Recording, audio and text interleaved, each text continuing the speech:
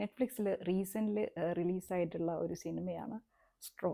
അപ്പോൾ ഈ സ്ട്രോ എന്ന് പറഞ്ഞ സിനിമ നിങ്ങൾ പലരും കണ്ടു കാണും. ഇനി കാണാത്തവരുണ്ടെങ്കിൽ ഒന്ന് ട്രൈ ചെയ്യാവുന്നതാണ്. അത്ര വലിയ ഡ്യൂറേഷനൊന്നുമില്ല.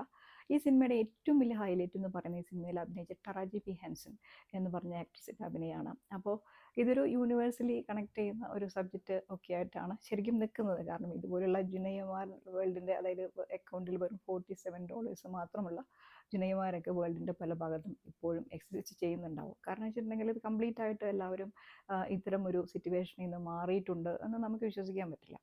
അപ്പോൾ നമ്മുടെ ഇന്നത്തെ സബ്ജക്റ്റ് എന്ന് പറയുന്നത് സ്ട്രോ എന്ന് പറഞ്ഞ സിനിമയല്ല, ഇന്ത്യയിൽ ഒരുപാട് ഡിസ്കസ് ചെയ്യപ്പെടുകയും ആളുകൾ വളരെയധികം എഴുതുകയൊക്കെ ചെയ്തിട്ടുള്ള ഒരു സിനിമയാട്ടോ സ്ട്രോ. അപ്പോൾ നമ്മുടെ ഇന്നത്തെ സബ്ജക്റ്റ് എന്ന് പറയുന്നത് ഇതിൻ്റെ ഡയറക്ടറായിട്ടുള്ള ടൈലർ പെറി. ടൈലർ പെറി ഇപ്പോൾ US ഇപ്പോഴൊന്നല്ല, കുറേ കാലമായിട്ട് ടൈലർ പെറി ഫേസ് ചെയ്യുന്നൊരു സംഭവമാണ്. അപ്പോൾ മൂപ്പര് ഒരു ആക്ടറാണ്, പ്രൊഡ്യൂസറാണ്, അതുപോലെ തന്നെ ഡയറക്ടറാണ്, ഒരുപാട് സിനിമകളൊക്കെ ചെയ്തിട്ടുണ്ട്. ആളെക്കുറിച്ചുള്ള ഏറ്റവും വലിയ ക്രിറ്റിസിസം, ഒരുപാട് ട്രോളുകൾ ഇപ്പോൾ ടൈലർ പെറിയെ കുറിച്ചിട്ട് ഇറങ്ങുന്നത് ഈ ബ്ലാക്ക് കമ്മ്യൂണിറ്റിയിൽ, ഇയാൾ ബ്ലാക്ക് കമ്മ്യൂണിറ്റിനെ റെപ്രസെൻ്റ് ചെയ്യുന്ന ഒരാളാണ്. അപ്പോൾ ആളുടെ ചൈൽഡ്ഹുഡൊക്കെ വളരെ ബുദ്ധിമുട്ടായിരുന്നു. അപ്പോൾ അതിൽ നിന്നൊക്കെ ഒരുപാട് സ്റ്റോറികളൊക്കെ ഇൻസ്പയർഡ് ആയിട്ട് ടൈലർ പെറി സിനിമകളിൽ കൊണ്ടുവരാറുണ്ട്.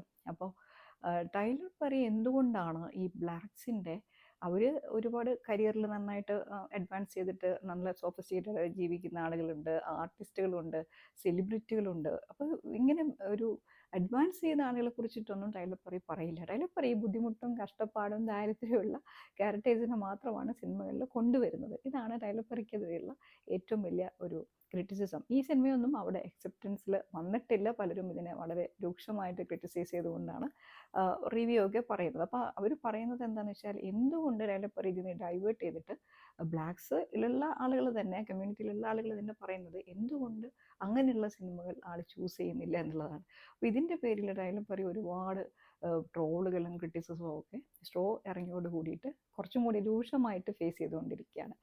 അപ്പോൾ ശരിക്കും പറഞ്ഞാൽ എനിക്ക് ടൈലർ പെറിയുടെ വേറൊരു സിനിമ നിങ്ങൾക്ക് വേണമെങ്കിൽ ഒന്ന് ട്രൈ ചെയ്യാവുന്നതാണ്, a fall from the grace. ഇത് കോവിഡ് കാലത്ത് ഇറങ്ങിയൊരു സിനിമയാട്ടോ. ആ സിനിമയിലുള്ള ആക്ട്രസിനോട് എനിക്ക് ഭയങ്കരമായിട്ട് ഇതുപോലെ തന്നെ ഭയങ്കരമായിട്ട് നമുക്കൊരു കണക്ട് തോന്നുന്നൊരു സംഭവമാണ് അത്. ഒരു ഒരു നല്ല സിനിമയാണ്. ഇങ്ങനെ ആക്ടേഴ്സിനെ കൊണ്ടൊക്കെ ഇങ്ങനെ അഭിനയിപ്പിച്ച് ഈ പറയുന്ന സബ്ജക്റ്റിനെ ഭയങ്കരമായിട്ട് ഇമോഷണലി കണക്ട് ചെയ്യിപ്പിക്കാൻ ടൈലർ പെറിക്ക് എന്തായാലും നല്ല മിടുക്കുണ്ട് കേട്ടോ.